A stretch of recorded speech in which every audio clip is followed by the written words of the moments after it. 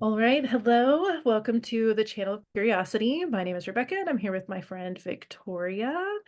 And we are going to chat about all kinds of awesomeness today: human design, Psych K, subconscious mind, um, all kinds of amazing stuff. And I'm really excited. Victoria and I found each other. Well, she found me in true 4-1 fashion, I feel like.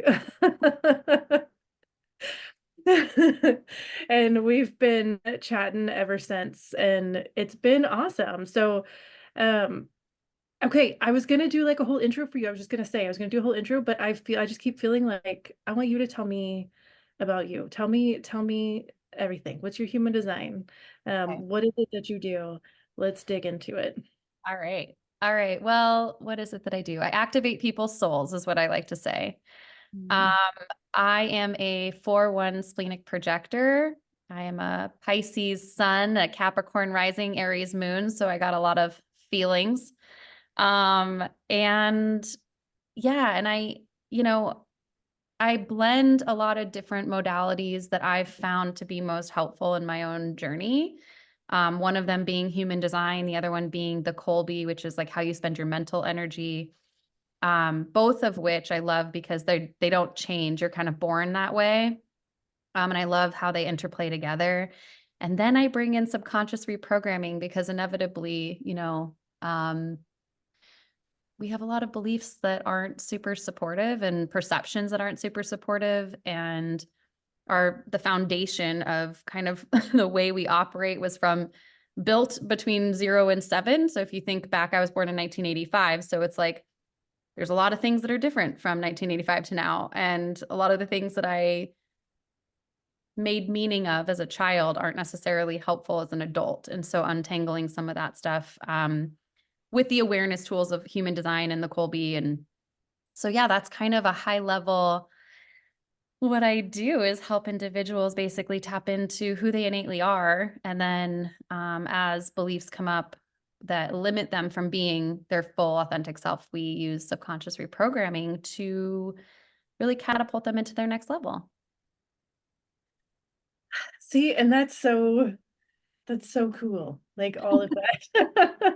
It's And hard for people to understand because it's like all of these kind of modalities that they're like, wait, what is human design? What is the Colby? What is the like? It's like three different things that they're like, wait, what? Where's my brain? And I'm like, don't worry about it. Just, lean in. right? Like, you don't need to know, just answer my questions. It's just Yeah. So it's and been interesting. that's such a projector thing too, right? Like I have these systems Mhm. and now I can jumpstart you. Yeah, that's what it feels like. It's like, like, Yes, yes. It's really cool. And you and I were just talking about um the needing to release before you can reset and this has been coming to me. I told you this has been coming to me a lot lately too. Just this idea of realizing like you have to let go of these old things before you can move things in. Like if you're having trouble making money and you're just saying like, "Oh my gosh, why can't I make money?" There's something in there that's holding space yeah. that needs to be released. So what are your thoughts a little bit on that, on what's going on there energetically? Yeah. I mean, I think right now I'm at least seeing a ton of people kind of becoming a lot more aware, right? There was a long time when people really weren't aware that our subconscious is really running the show. And I think more and more people are starting to become aware of that and they're starting to like really awaken into like, wait a minute, why does this feel so hard? Or why am I triggered by this? Or like, this works for this person. Why doesn't it work for me? So I could go down many rabbit holes with that whole thing, but learning your human design so you know what works for you is very imperative because not everything that works for you as a line 3 is going to work for me as a 4-1, right? Um, so part of it is really truly getting to know who you are and who you're meant to be. And I think human design is such a beautiful tool for that. Um, what it also does is it illuminates what's not yours. And so that also helps with that awareness to release the things that you've been maybe carrying or making meaning of that you thought were yours that aren't. And the whole concept really, and I just told you before we started recording, like you only have so much capacity. And it's like a rubber band where, you know, you're at capacity and then you really have to kind of go inward to release some stuff so you can stretch a little bit more, right? But I think that analogy, it's like you keep stretching. And I was telling you, like, I had a hard time believing, like, but do you really need to release things before something new can come in, you know? Um, but it is true. And so you have to release the things that are no longer serving you. People say this all the time, like release what doesn't like serve you anymore. But it's like, you know, and you shared with your Thanksgiving story, it's like, you know, we have these long held beliefs or emotions or things that we weren't able to process, right? And we're wondering, why can't I move forward on whatever it is that we're wanting to move forward in? But it's because our body hasn't actually processed out of it in order to expand more. And so I think it's important for everyone to understand, like, where am I holding on too tightly to something and why? And that's where I always start. It's like, you know, why am I holding on so tightly? What am I trying to get out of this? And can I give that to myself, and learning self-love and, you know, self-healing and uh just self-care, you know, and flipping all of these narratives. And I think we're in this time where it's like everything is being kind of drudged up and re-examined and re-looked at, and saying like, oh, self-care is actually not selfish. I need to do that. I need to put my own face mask on before I can help somebody else. So part of this whole process and the evolution of what I'm seeing with at least my clients and within myself and the collective is like, there is a lot of that. It's a lot of the awareness coming online. It's a lot of introspection. It's a lot of moving out old energy. It's a lot of understanding what our beliefs are and resetting, you know, what do we want for the future? Because what we had isn't going to get us to where we want to go. That's kind of a long way to answer your question. I know, but you brought up so many good points. Dang it, I was holding something in my brain with that. Okay, and you were talking about like how your body's holding on to stuff. I think the big thing that happens is a lot of us don't really know what our body is holding on to because it's been holding on to it for so long. Like you said, you know, our subconscious beliefs are essentially created before the age of 7. There's more that happens, but those are big ones. And so if you've just been looking through that lens for so long, you don't even realize that it's a lens. You don't even realize that your body's anxious in that way or holding on to that thing in that way. So is that like I feel like this is where your insight into being able to ask questions like a good projector, and then also with that psyche of like getting to the root of, well, what are you holding on to? Like let's call that out first. Is that essentially what's going on? Yeah, I think so. I mean, I think, you know, I was on a client call this morning and it was all around money, and money seems to be a big thing right now, right? So this is not just her, this is collectively everybody's like this abundance mindset. And why can't, you know, why does money feel so hard? She's a projector as well. And I think it's important to understand what our stories are. What is Mm, your story around whatever it is, right? So for her, you know, she's a caretaker, she has 2 kids, and um, you know, there was a feeling of gratitude that she doesn't have to be bringing in financial means to her family. But with that, she wasn't really able to experience the gratitude because she feels shame. And mm. so understanding, like, I want to feel gratitude. I feel grateful. I feel like I should feel grateful. But what I'm really feeling is shame. And I feel like people think I'm lazy. They don't think I contribute. I don't have any value.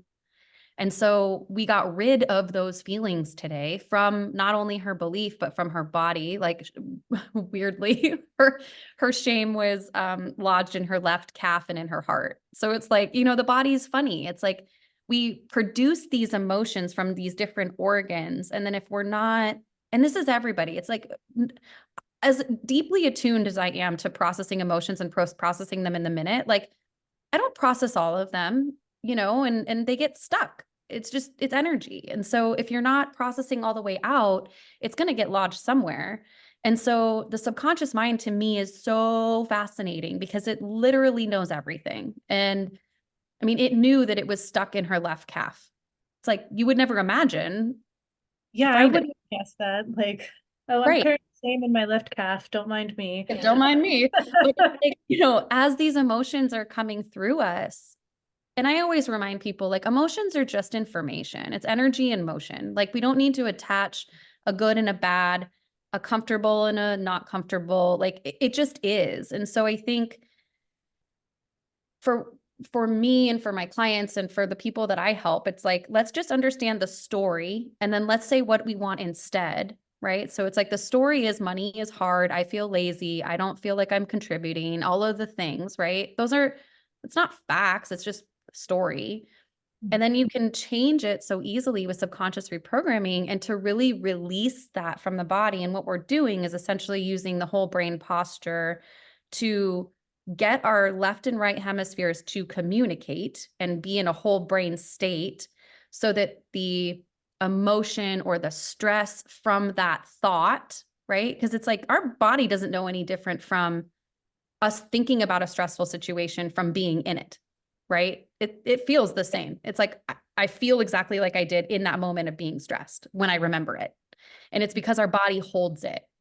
And until we can release it from the body and create a new neural pathway for it to, go to, so that when we're thinking about that stressful memory, we're no longer like, you know, releasing that then creates the space for you to turn on your prefrontal cortex and creative problem solving skills and understand with clarity how to move forward and have a little bit more certainty, right? It's like you have to do the clearing and kind of the detail work so that you can go to where you want to go. And I talk about this cognizance gap, but it's like your subconscious doesn't realize that you're, for me, a 38-year-old woman. It's like they're still down here at 7. Like they have no idea that you have all this experience and like wisdom and shit. Like they're like, I don't even see you. So it's like you have this big gap. And until you can marry that gap, that's like, come on board with my conscious desires.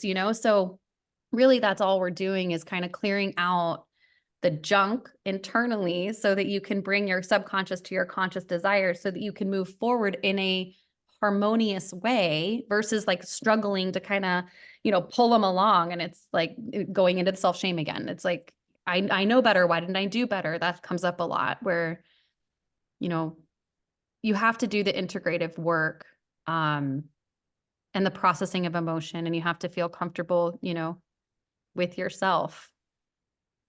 Yeah, and sometimes it can be a process, especially if you have something really deep inside of you. Like, I know, so the reason you reached out to me because you heard a podcast I was on, I was talking about my story with my divorce, and you were like, "No, we're not doing that."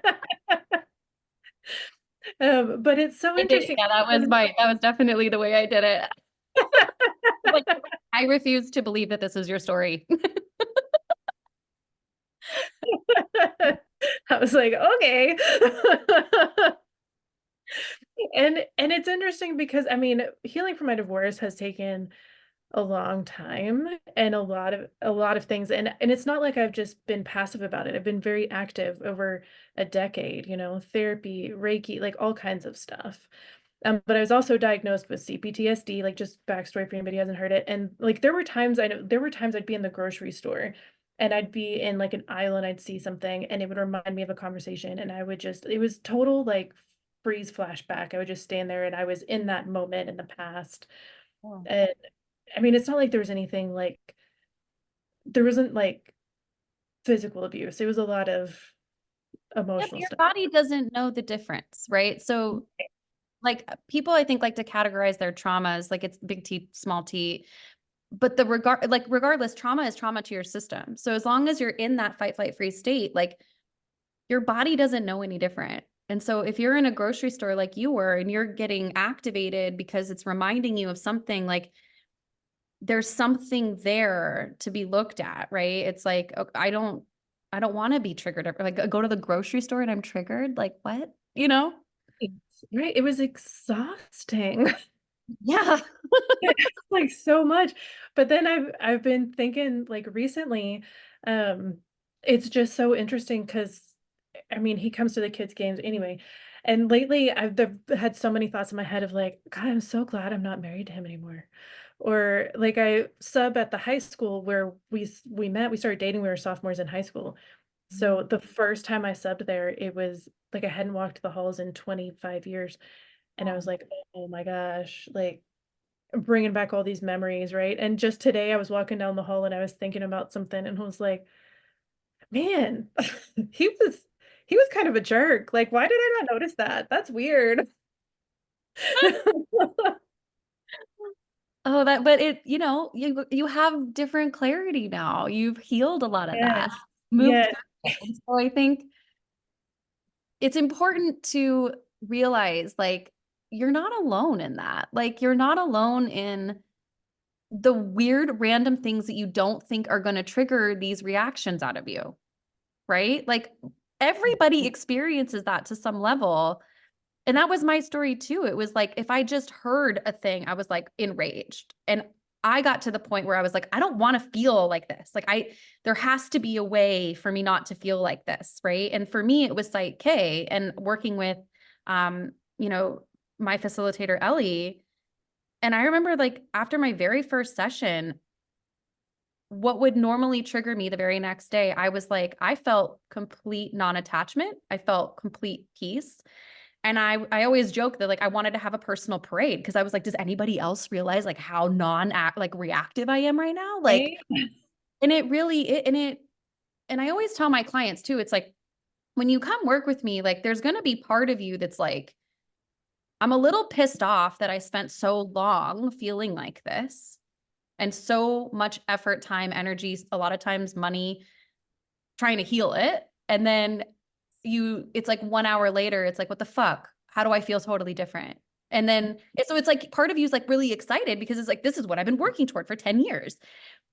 But then part of you is pretty pissed off that you've been working toward it for 10 years. It's like, what the fuck? I know exactly. It's like, why didn't anybody else know any of this? Yeah.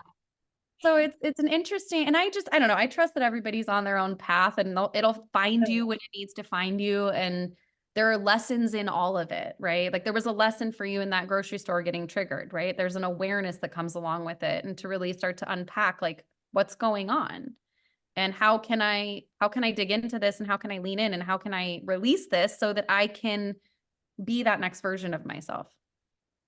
Exactly. And what an amazing tool to have. And I was just thinking how we were talking about like, man, well, it took 10 years, but it really just took an hour. Yeah. But I was just thinking about how we were both born in the 80s. I'm 81 and how we talked about how so much has changed since then. So it's like, honestly, 10 years ago, this just wasn't really available. And that's okay.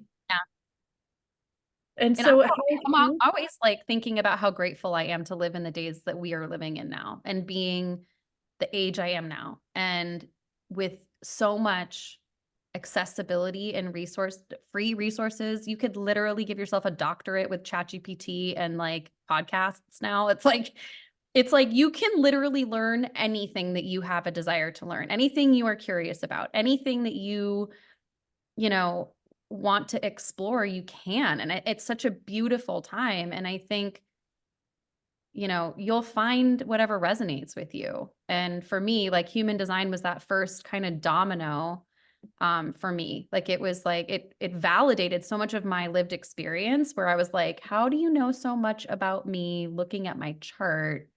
It's literally explaining my entire childhood, why I've gotten fired from jobs, how people feel about me. Like, it's like yeah. that opened up such a beautiful path for me. And because of human design, I actually found Psych K because I was listening to the Emma Dunwoody podcast and Ellie was on her podcast.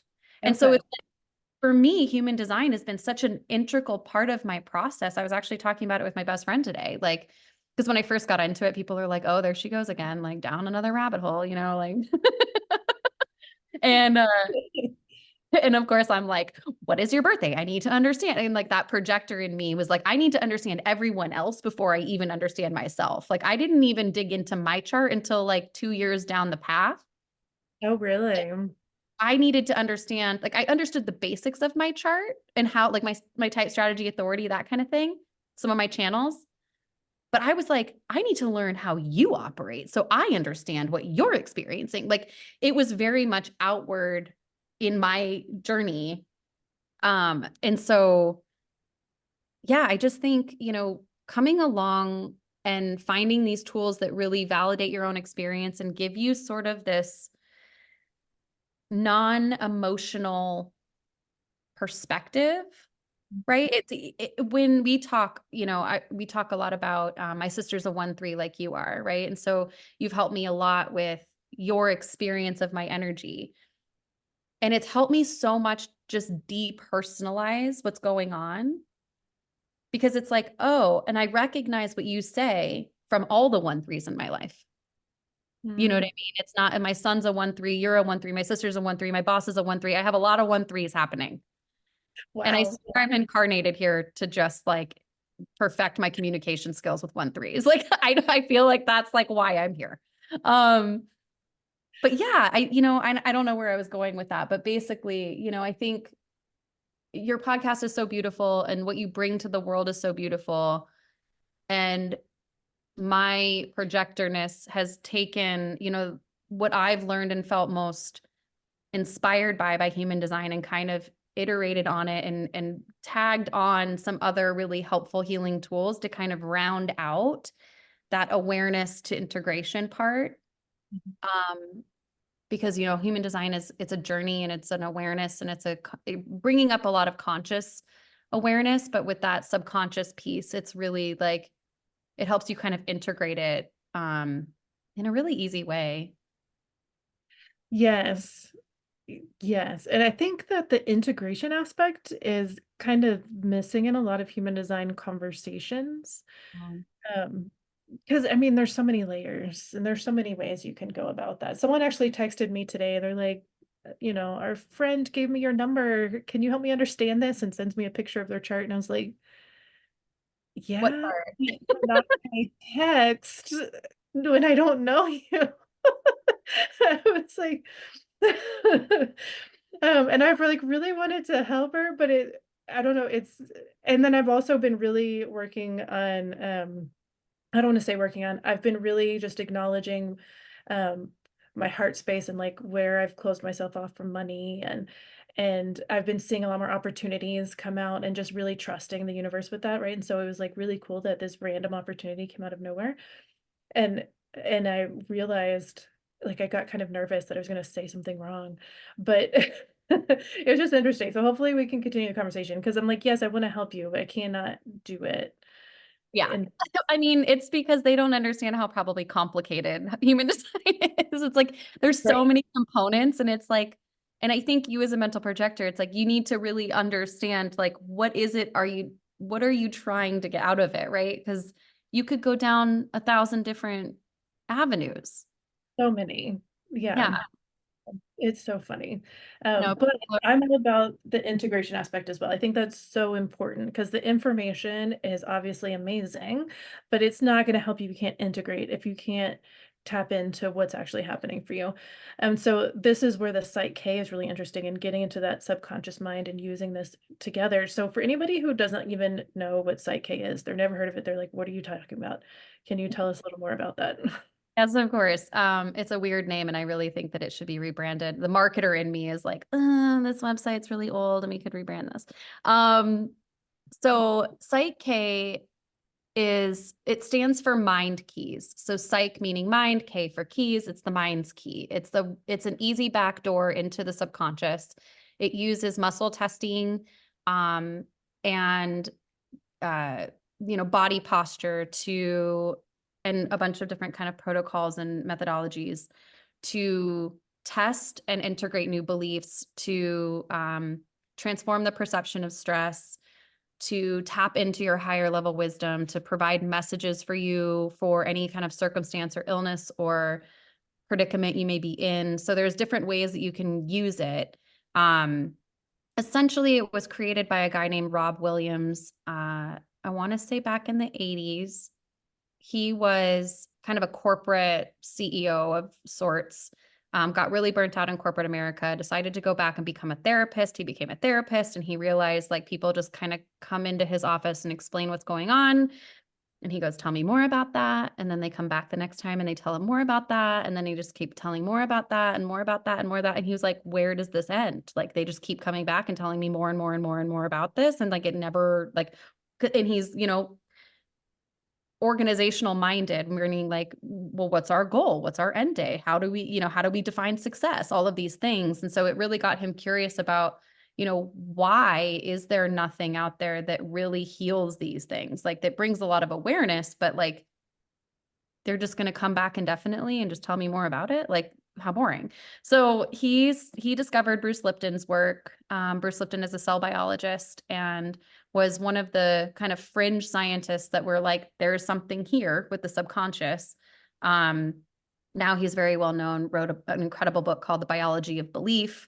And him and Rob were at the same conference, and Bruce Lipton explains like the scientific, explanation of beliefs and how they manifest and what it does for your cells in your body when you have certain thoughts and things like that. And then people would be like, but how do you change them? And he's like, I gotta go. Like, I don't know. So He's Rob like, was "Good actually, question.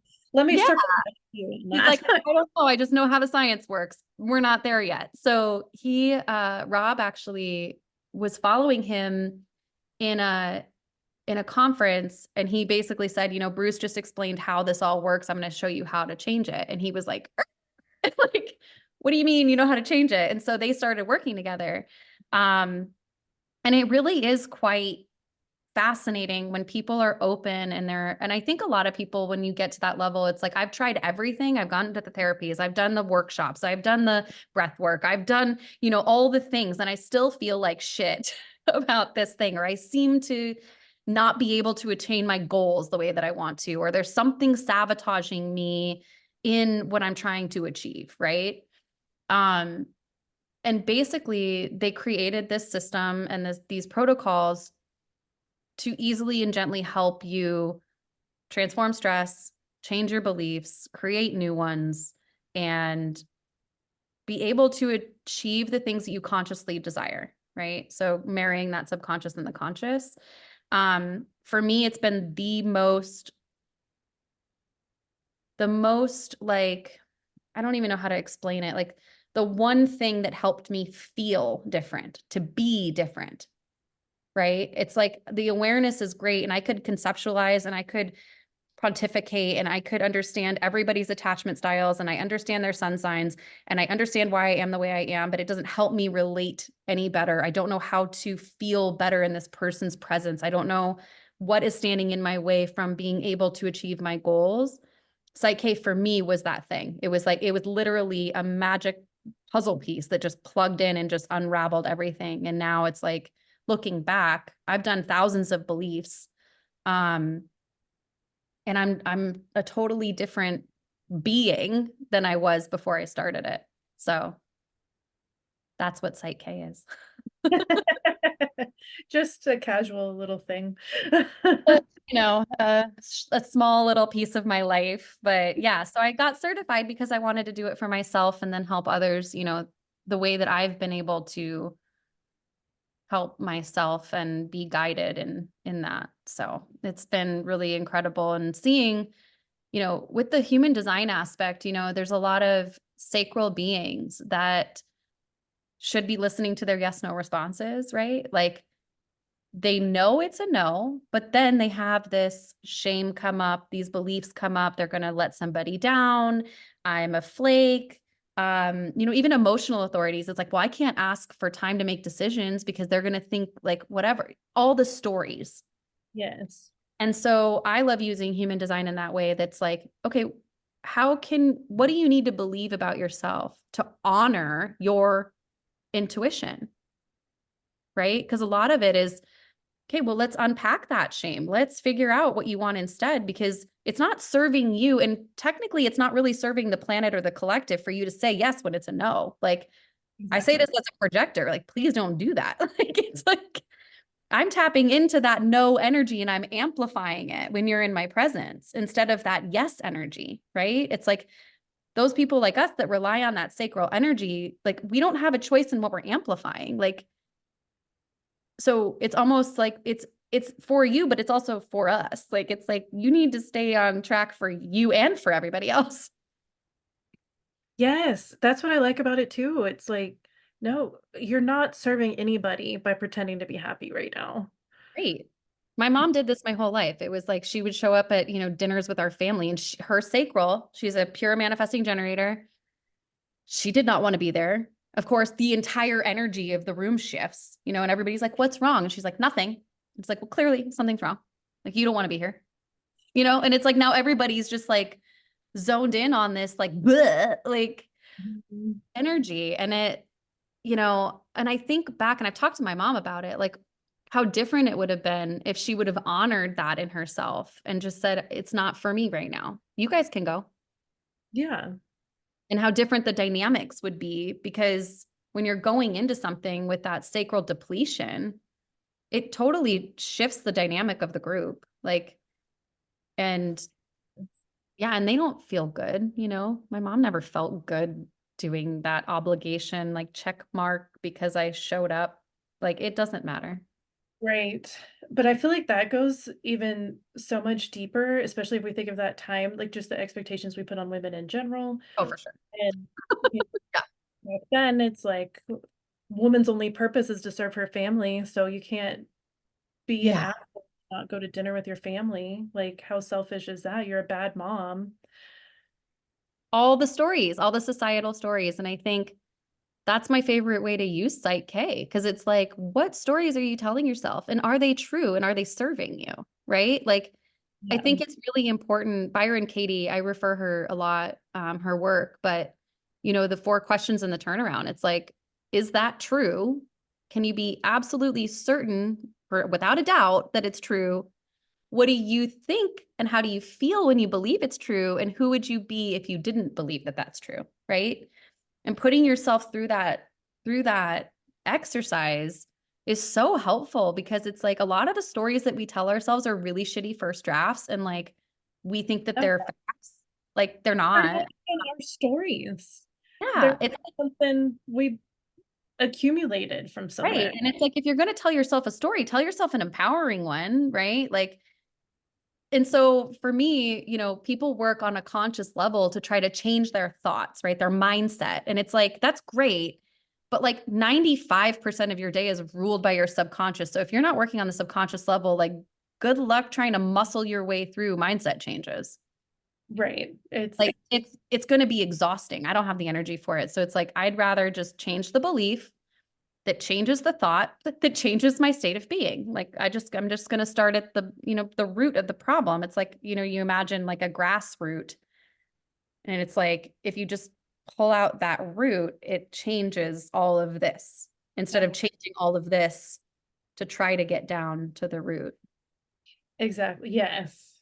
Yes. Like, it's so interesting. So this past weekend, I got to work on a super secret special project with a new friend. And but before that, I spent the night with a friend, and like this is the first time I've let myself like go out and do fun stuff in a long time. And then after the weekend, I called my original friend. We've been friends since we were 12. Oh, I love I that. spent the night at her house, like we painted our nails, we listened to 90s music. It was so fun. Her husband cooked for us. It was great. But then I've noticed like I felt guilty. Like I messaged her. I'm like, I just want to make sure like you're good. Thank you so much, yada yada. And I was really noticing this guilt. And through talking to her, I realized I felt bad, like, the story that was in my head was that if I had such a good time at her place, then I must have been being really selfish. I must have taken too much from her in order for me to have fun, and I was Oh, like, "Wow." yeah. But beautiful awareness, right? Like, I think to recognize that story and to recognize how you felt, and then connect the meaning, like, that must mean that I took too much. And then Mhm. you're putting your story into her, right? So it's like, she probably thinks I took too much, right? It's like we Yeah. get caught in these narratives and in these stories, and it's really not true. Like, and I'm sure she validated, like, that's absolutely not true. I had a blast, right? Like, Yeah, yeah. No, yeah. she's amazing. Plus, she's in the middle of her studies to become a therapist herself, so Oh, I it's love really that. great. Yeah, no, and she'll just listen to me. Like she lets me have the space for that and never shames me for any of it. So yeah, I mean, it was a really great realization. And then of course, the thing I love about this work too is then it's like all the usually when this happens and I make a big realization like that, some of the stories connected to it will come through and then I can see where I picked that up. Yeah. And honestly, a lot of times it's like that's all I need. It's just like, oh, okay. Like that's Yeah. where it came from. Yeah. I today can understand that that's not true. Right. And I'm grateful to have that perspective. Yeah. But like 2 minutes ago, I was convinced that I was a selfish asshole because I had fun at my friend's house. Right. Right. And so, and I think that's a really important note. Like some people, that's all that it takes is to figure out like, where did this even come from? And you're a mental projector. So it's like, I think that makes sense, right? Like, it's like you're putting together those patterns. Um, for me, like, I was like, I don't give a shit where this came from. I just want it gone. Like, you know what I mean? So it's like some Yeah. people, like, it's really helpful to kind of map it back to its original origin or to like work on the core, experience, right?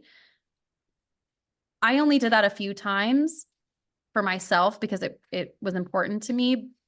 But like the reason I call myself the rapid renegade is because like I don't really want to go back in time. I'd rather just like deal with whatever's coming up right now and like fucking move on with my life. Like I don't, Yes.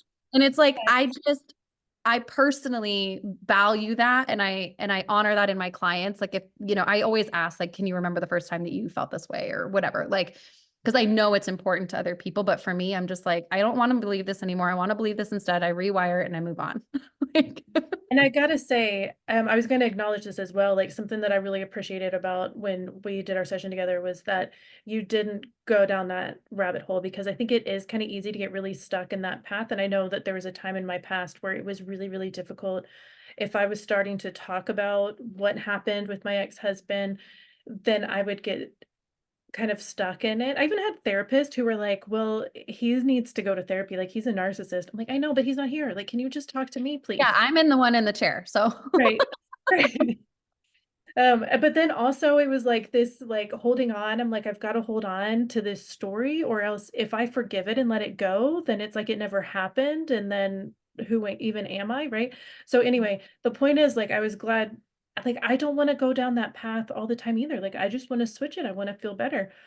But when it like this stuff happens, it just kind of pops in. It's yeah. like it'll just I'm like, oh, here's the story, and here's some instances where it came from. Like, okay, cool. Yeah. Moving on. Yeah. But that doesn't happen every time. And I know that there are deep things, like I have deep things with money. And honestly, sometimes it feels like it's not even mine. It feels like it's ancestry or like some past life thing that just is in my system. I'm like, I don't understand what's happening. And so that's what I like about this too. Like, I don't have to have a whole story. I don't have to be like, well, he said this and then I said this and then like that's Right. not what it's about. It's about Yeah. you feeling better. Right. And it's about, you just knowing that something is in the way. I think that's the only thing you really need to know when you come to Psych K. It's like, I don't know what it is, but I'm not where I want to be with my money story, or I'm not where I want to be with my goals, or I'm not where I want to be in my relationships, or I'm not, you understand that there's something there, but you don't necessarily care to or want to, or it's not really important to understand the history and how you got there and how it got formed and all the things like, and you don't need to with Psych K, right? Like there's so many beautiful ways with the protocols that like you can ask for messages. And a lot of times, like I'll do this with people where it's like you ask for messages around money and it's really around spirituality. And you don't even think they're connected, but they are. And so I love it because it gives these 7 different categories of change, which most people fall into. And then within each of the 7 categories, there are 11 thought statements. And so you can use your subconscious to guide you and your higher self to guide you to where those are. And you may be thinking like, oh, it's about money and abundance, but really it's about your health. Hmm. And these two things are related, but you're not understanding it from a connecting the dots point of view. And so that happens a lot too, where it's like, okay, this is what I want to believe instead, but I also just know something is standing in the way. And like, what do I need to integrate in order to kind of move forward? Right. So it's a Yeah. really cool practice for that too.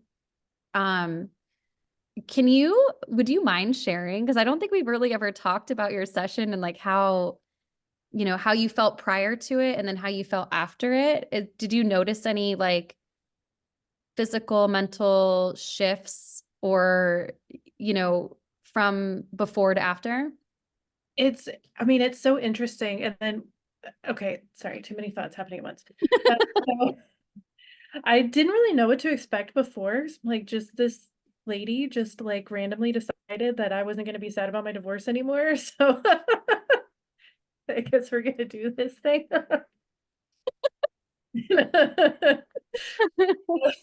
And I had done subconscious reprogramming work before, so I was Yeah. curious about this, like this aspect of it. And I remember at one point, okay, what's interesting is that I don't totally remember what we even talked about or some of the reprogram stuff. I know I wrote them down, but then at some point there was this point where I'm like, I don't need this anymore. So I don't even have those statements anywhere anymore. Yeah. But I remember we were reprogramming something with my ex-husband and I remember smiling and I was like, oh my gosh, I just feel so light. I'm just like smiling. And like this feels really good. And it's nice. And so that like energy shift is so fascinating to me. Cause like I said, it's not like we got into anything. It's not like you validated me and all. And that's what I like too. It's like, okay, here's how you're feeling. Great. Let's pull that out. Let's plant something new in Yeah. and let's move Yeah. forward. And so that lightness is just really good. And that's where I was saying, like, even to this day, it's so cool how I can sit next to him at my kid's game or like whatever it is. And I'm not either like turning into that 16-year-old pining after him or like angry at him for something. I'm just like it's just nothing. Yeah. So the first balance that we did together was that transform the perception of stress. And so it wasn't like a goal statement, like, I am a powerful woman who is whatever, right? Um, and so when we did that and I asked you what your experience was, and what we were really trying to achieve with that was a feeling of peace and non-attachment about your divorce. Mhm. And so when you experienced like you were smiling and I think you said that it was like a moment of confirmation. It's like everything kind of became clearer, like where it wasn't like the story anymore, the emotions anymore. It was just kind of like, okay, that's just confirmation and I'm okay. Like, and taking that stress out of it. And yeah, so it's really, Psyche lands so differently for so many different people. Like I've had so many different experiences where it's like I have a conscious awareness of the shift, right? Right. Like my first day that I did it. And I was like, whoa, I am so different showing up in this moment when I know 2 days ago I would have been completely enraged. Mhm. Right. And then I was actually, again, just talking to my best friend about this because my husband sat me down because I was somebody who had to control my outside environment in order for me to feel at peace and safe within my system. And so I was constantly like hyper vigilant about my space. Like I couldn't sit down on the couch if a dish towel was out of place. Right. Like Mhm. OCD. I was Mhm. never diagnosed, but like, it very much resembles OCD. So I had done a balance because I didn't want my internal peace and safety to be dependent on my external environment. I just wanted to feel at peace no matter what. And I did this balance. And like 2 weeks later, my husband sits me down on the couch and he's like, are you okay? I was like, why? And he's like, the house is a mess. And I looked around and I was like, oh my God, it is. I had no awareness. Like, so it was like, it was just my new normal was that I was just at peace and I didn't have to be hyper vigilant about my environment, but I was always the one cleaning up and then nobody was cleaning up. And then it looked like a tornado went off in the house and I didn't even notice it. Like, I was like, oh, why doesn't everybody clean around here? Like, it was like, and then now it's like a happy medium where it's like, I would be enraged if I went to bed with dishes in the sink. Like, it would make me feel so uncomfortable in my system. And I would get mad at my husband for not helping me manage my space. Mhm. When really it's like, this is a me problem. Like, he doesn't care if there's dishes in the sink. You know what I mean? Like, he's like, just go to bed. I don't understand. Like, what's like, and so, it's different for everybody because it's like sometimes you have that conscious awareness and sometimes other people point it out and you're like, oh my God, I didn't even realize what a big shift that was because it's just my new normal. It's like you don't realize how much time and energy and mental effort you were putting toward something until you don't do it anymore. And you're like, to me, that's freedom, right? Like I personally, and my sun gate is in 55, right? So it's like the whole theme is victimization to freedom. And that's essentially what I do with people with human design, the Colby and subconscious reprogramming. It's like, where are you a victim in your own life? Figure out who you are, who you're meant to be, how you're wired. And then let's lift you out so you can rise into your full potential because you deserve freedom. But a lot of people I've come to realize not everybody wants freedom. They want to hold on to their stories and they want to hold on to their pain and they want to hold on to that identity that it creates because it's really terrifying for a lot of people to, like you said, like, who am I if I forgive this and let it go? Right. Yeah. What does that mean about me? And then what does that mean? Does that mean that he just gets off? Like there's no punishment for him because, but if I'm the one holding on to it, right? So it's, Yeah, it's such a bizarre thing because it was really like I I needed somebody to understand what happened. I needed to know. validation. Yeah. And I remember the moment I was at this like weekend thing a few years ago when I realized like how much I was holding on. And the leader guy, he used some analogy with a backpack and it hit me. I was like, it not only am I carrying this around in like an invisible backpack, I'm like every time I'm around somebody, I'm like, hey, look at my backpack. Let me show you everything that's in it. Here's all the crap. And like, what? Who wants to see your backpack? I know. But it's, my mom is very much that way where it's like, and I think a lot of people are. I just had kind of a front row seat in it from a different angle, right? I'm a 4-1 and I'm like, why is life so fucking hard for you guys? Just fucking do this. Like, I don't understand. Oh Like, my gosh. And I I'm a just, whole I three. don't understand. Like, I literally, and it's not like emotional for me. I'm just like, I can see that 12-year-old inside of you. Do you want to talk about it? Like, so for me, it was always very like, for me, it was common sense. I realize now as an adult, like it's not for everybody. And human design was a big aspect of me understanding other people's circumstances and the way they experience life compared to me. But I think a lot of people, there hasn't been a lot of examples of what a healthy connection looks like. We've been in kind of this codependent society and we've built connections on pain and stories and drama and um you know the victimness. We get our sympathy and we get connection from people when we're the victim of the circumstance, right? And so I think it's really hard for a lot of people to give that up because it's like, well, then what am I going to talk about with people? Are people even going to like me? Who am I without this story? Who am I without my pain? Who am I without my trauma? Who am I? And that question becomes so overwhelming for people that it's like it's easier just to stay where they are than to even examine the freedom that they could experience without all of it and figure out who you are now, right? Like who are you really? Because you're not that story, you're not that pain, you're not that trauma, you're not that belief. Like you're so much greater than that. Yes. Yes, you are who you tell yourself you are. Like you're already creating these stories. Like you said before, why not create an empowering one?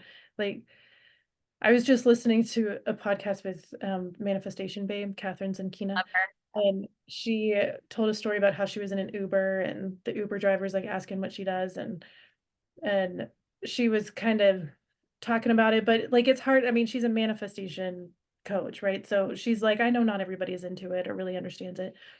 And this Uber driver made some kind of snide remark when they got to the airport, like, so you just lie to yourself? And she's like, I don't know what got into me, but I just got all huffy. And I was like, yes, I lie to myself, but at least I tell a good story where I get to make a lot of money and do whatever I want. Whereas you're lying to yourself, telling yourself that the only way you can make money is to be an Uber driver. And She's not and wrong. I know, but the great thing is she gets off the plane And she gets all these text messages and he's like, you know what you said just like really hit me. So I looked up your website and I bought the book and I've been reading it and I started your podcast. And She's like just off on the flight and he's like, actually, you're right. Shit. yes, and then started right away like reading this stuff and it Well, was so funny too. she posted not that long ago. She went through the level 1 Psych K training. Oh, And so I thought that was super interesting because, she is teaching other people about what are these stories and a more empowering way to think about it and to uncover where your limitations are and all of that kind of stuff. And it's so beautiful. And so I've been watching her to see kind of how that Psych K stuff might be integrating into what she's doing. But so far I haven't really like seen how it does, but I'm sure she's doing that on her own. Um, you know, I followed her for a while and then I don't remember exactly what happened, but I had to unfollow her. Like every once in a while, I'll unfollow somebody. It's just like it's just not right. I think I was just in a bitter state or something. you're Because like you and your money stories. It doesn't work for me. I mean, part of that, it's weird because I've always believed like at some point I'm gonna be rich. Like anyway, I think it was because she is like she didn't have any kids and I was a single mom.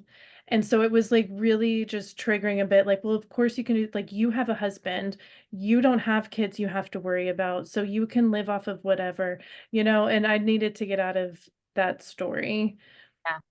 and like connect to myself because it is hard as a single mom. Like I don't really have much external evidence of a single mom really making it Gotta and find influencers on Instagram because they're whatever they call them, expanders, because this is everything, right? Like my sister, a while back was like, there's no good men out there, and I'm like, is that true? Because I follow a lot of really fucking awesome men on Instagram, but I also choose to, right? Like I'm not choosing to follow the people that are the victims, that aren't working, that aren't a part of kind of that healing. And so it's really like asking yourself to find the evidence, finding the single mom who is successful in the way that you define success as a projector, right? Because the way we define it is going to be different than society. But to be mindful about who you're following online. Do you identify with them? Does it make sense? Does it resonate? Does it expand you or does it make you feel like shit? Right? Like, exactly, yeah, and so that's what I had to do. I had to go find some and I mean honestly it's been like few and far between, but I woke up the other morning, I was like I need to write a book of successful single moms for this exact reason, yeah, so that there's an example of expanders out there. And I messaged my single mom friend. I was like, I have this idea. I'm like still in bed. I'm like, what do you think of this idea? I have a note on my Evernote about awesome male influences because I hear this story so often that there's like no good males out there, and I'm a big fan of males. Like I think that we need to give them the space to heal, and we can't be shaming them because that's not going to help. And it's like they need more role models too, right? Like they need the expanders to know that it's safe to be feeling and to be working through things. And so I have a note that I like, so if anybody is interested, like contact me on Instagram if you need a note of like amazing men to follow, because I have a whole note I can send you with like podcasts and Instagrams and TikToks. Like, yeah, I think that's a brilliant idea is to, because it's going to be whatever resonates with you, right? Like you're a single mom and you need those expanders and you need that inspiration. And they're out there. It's just, you have to, I think, be mindful and curating, what you're Yes. saying. Well, and also, like my friend said, she's like, well, what does success even mean? And I was like, I mean, I think that's such a unique individual um, definition, but it would be interesting to hear people's stories because, like, for me, it was very important to be at my kids' things, Yeah. to be present for my kids. Like, and in my mind, like something that's been interesting navigating this, it's like I could either work and have a ton of money, but I won't see my kids, or I can see my kids and figure out how to have money. So that's been an interesting thing. Um, And there's like but stories in between those two options, right? But yeah, it's in our yeah, mind, it's like it's either this or it's this. right. There because is, the only these are the choices. right. And I think a lot of it is like the only real life single mom person I ever really knew before I became a single mom was my ex-mother-in-law. Mm. And it was the 80s, like she worked a lot, she wasn't around a lot. And I saw how that affected my ex-husband and his sister and like what happened. And so I was bound and determined to stop patterns with my kids. And so I think that was a lot of it. It's like I can't like it's more important to me that my kids grow up emotionally healthy. And so yeah, but now they're like older and it's been really great and I've been releasing a bunch of stories like crazy. So I love that. Congratulations. thank you. Thank you. And speaking of, my kid's about to come home from basketball Ah, practice. yes, I need to pick mine up. So Perfect. Perfect. I love it. Thank you so much for sharing your story and sharing all this information about Psych K and the subconscious mind. This is so fascinating. I feel like this is going to be a good one. People are going to love it. well, I love being in conversation with you and relationship with you. I think it's great. So thank you for inviting me for this. I really, really love talking to you. So it's been fun. Yes, thank you for inviting me to the original relationship. Yeah. It's like in my head, I was like, all right, she's a projector. I'm a projector. We get invitations. I'll just extend the invitation. She can say no. It's fine. Like, but I was like, here's how I feel. I don't like your story. I think it's sad. Let me gift you something. Well, thank you so much. I appreciate it. And real quick, where can people find you if they want to find you? We'll put tags in the thing, but just go Okay. ahead. I'm therapidrenegade.com, the Rapid Renegade on TikTok, the Rapid Renegade on Instagram, and those are pretty much the way I roll. Yeah, Awesome. best way. Okay. Thank you so much. RapidRenegade@gmail.com if you really want to email me, but you know. Perfect. Thank you, Thanks, Victoria. Rebecca. Bye.